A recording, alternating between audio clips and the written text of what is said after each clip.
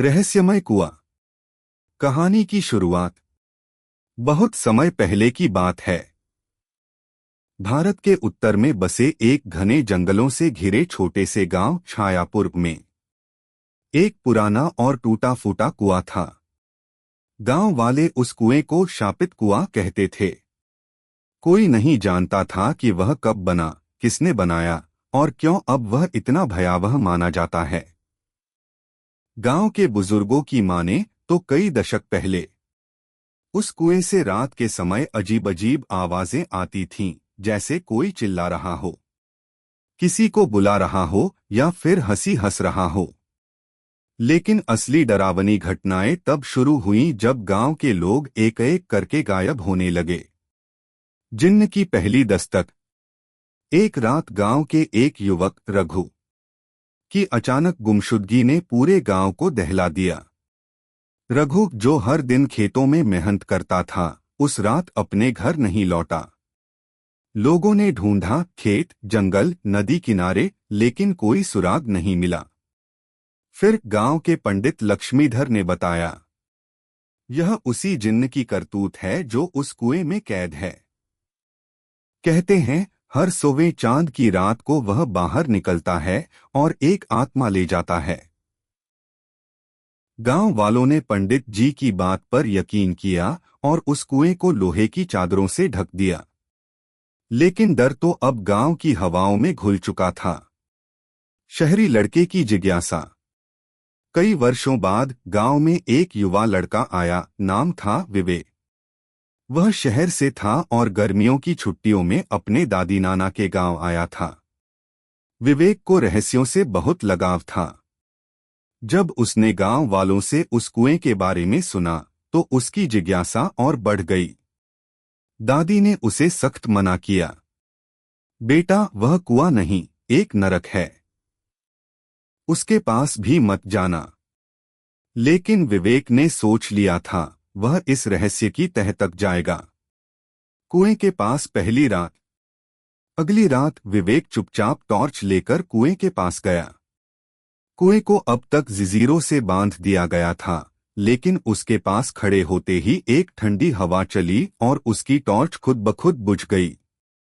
चारों ओर अंधेरा हो गया। तभी उसे एक धीमी सी आवाज सुनाई दी, मदद करो। विवेक चौंका, आवाज कुएं के अंदर से आ रही थी। कौन है? विवेक ने पूछा। कोई जवाब नहीं मिला। लेकिन फिर जमीन कुछ कंपन करने लगी, जैसे कोई बहुत भारी चीज उठ रही हो। डर के मारे विवेक भाग गया। पंडित का रहस्य। अगले दिन विवेक ने पंडित लक्ष्मीधर से मिलने की ठानी। पंडित जी ने उसे बैठाया और एक पुरानी किताब निकाली। किताब बहुत पुरानी और धूल से भरी थी। इस कुएं का इतिहास बहुत पुराना है। करीब 200 साल पहले यहाँ एक तांत्रिक आया था।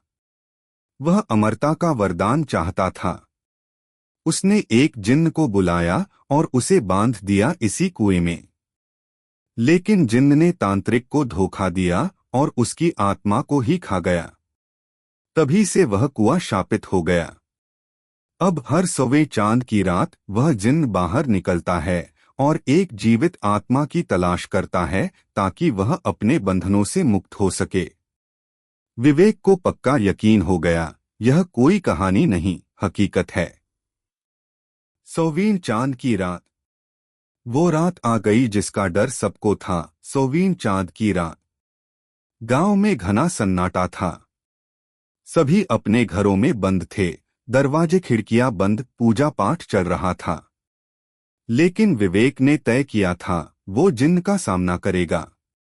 वो फिर से कुएं के पास पहुंचा। इस बार वह अपने साथ एक ताबीज, एक कैमरा और पंडित की दी हुई राख लेकर आया था।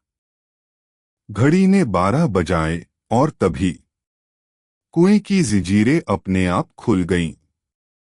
धुआं उठा। एक विशाल काले साए ने कुएं से बाहर कदम रखा।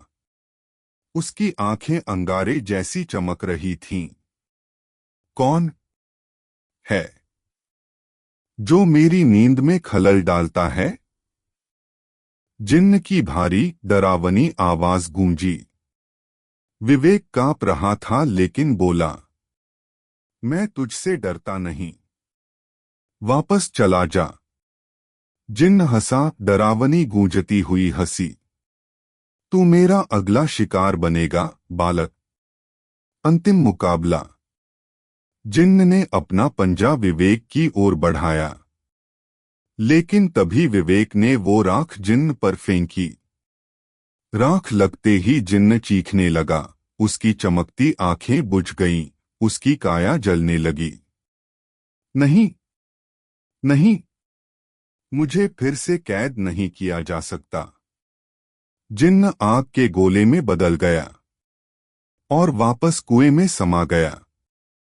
कुआं फिर से शांत हो गया, लेकिन अब उसकी जंजीरें दोबारा बंद नहीं हुईं, क्योंकि अब वह फिर से एक सामान्य कुआं बन चुका था। गांव का नया अध्याय। अगली सुबह गांव वाले जब जागे तो उन्हें यह जानकर हैरानी हुई कि कुएं से अब न कोई डरावनी हवा आती है, न आवाजें, न कंपी। पंडित जी बोले, एक साहसी युवक ने इस गांव को शाप से मुक्त कर दिया। अब यह कुआं सिर्फ पानी देगा, डर नहीं। विवेक हीरो बन गया। गांव में उसका नाम सम्मान से लिया जाने लगा। लेकिन क्या वाकई सब खत्म हुआ? एक दिन कुछ सालों बाद एक छोटा बच्चा खेलते खेलते उस कुएं में झांका और अचानक चौंक पड़ा। उसने अपने दोस्तों से कहा, मुझे किसी ने बुलाया। किसी ने कहा, मैं वापस आऊंगा।